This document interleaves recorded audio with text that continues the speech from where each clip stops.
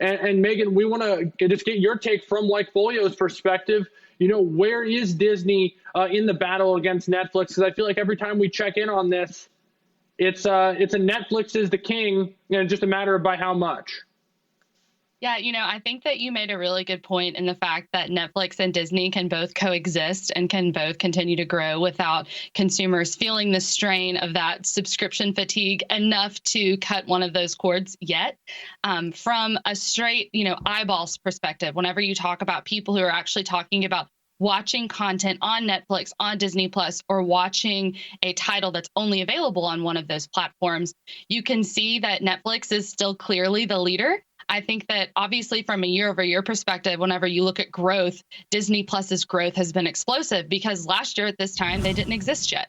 So I think that that's, kind of to be expected. You see a little bit of the hype of people who are talking about watching content that's now only available on Disney Plus a little bit before launch. But the key here is that you can see this huge, quarantine surge for Netflix.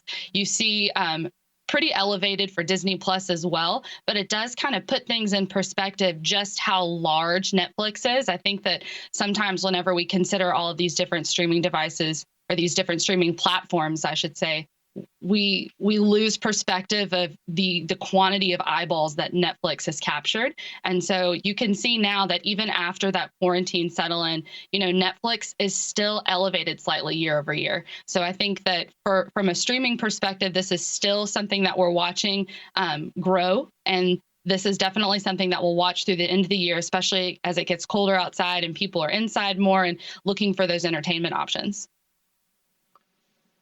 Yeah, Megan, you bring up a great point because Netflix, and we just mentioned this, and Netflix still had a bunch of new content to deliver that they had already produced prior to the pandemic. Do you see anything from your data that's reflective that, hey, once this runs out and then people realize that they're paying $12 to $16 a month based on which package you have for Netflix, that hey, if they're not able to produce new content, maybe I do give up Netflix for a month or two. Do you see any of that in your data?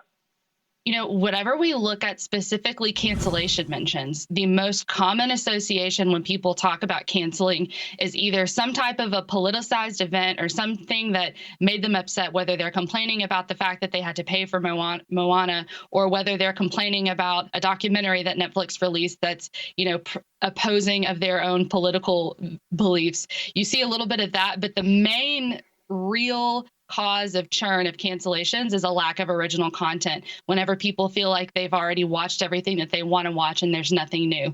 So far, we're not seeing anything extremely elevated, really for either yet. I think that that's something definitely to monitor. One interesting caveat, you're looking right now at purchase intent mentions for Netflix. So that green line are mentions of people who have either created an account, maybe they've renewed their account, or they're streaming Netflix. And the year-over-year growth is pacing for about 13%. So that's still good, right? But that's a significant slowdown from last quarter that we saw around 38% year over year.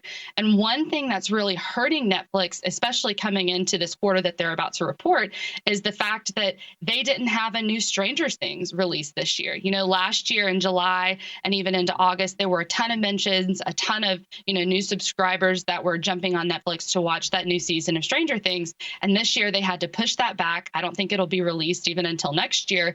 And so from a comp perspective, you just don't have that draw of an influx of new consumers. So that's definitely something to watch. I think from a growth perspective, it may slow growth a little bit, but from a cancellation perspective, so far we're not seeing that, tip extremely unfavorable for either name.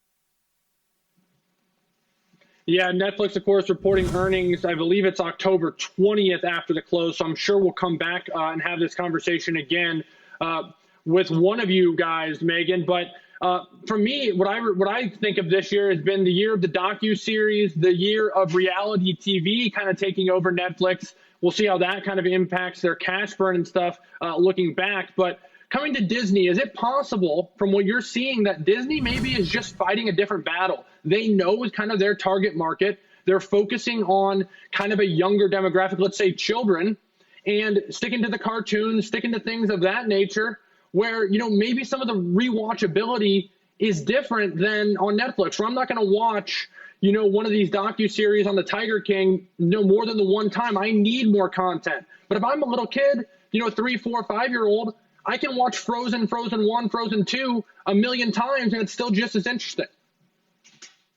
Yeah, I think if you're a parent, Disney Plus is a no-brainer. I also think that from a bundle perspective, it makes Disney Plus a no-brainer. I know personally, I get my live TV through Hulu, and I also enjoy then ESPN Plus and Disney Plus. So the bundle aspect, the bundle element that Disney has, I think insulates it a little bit from having to have that intense show library like Jenny mentioned before. I think that would definitely help. I think that, that original content is what drives growth, but the bundle element of, Disney Plus, Hulu, and ESPN Plus definitely positions Disney as a platform and Disney Plus as a platform so that it doesn't have to be everything, kind of how Netflix does have to be everything.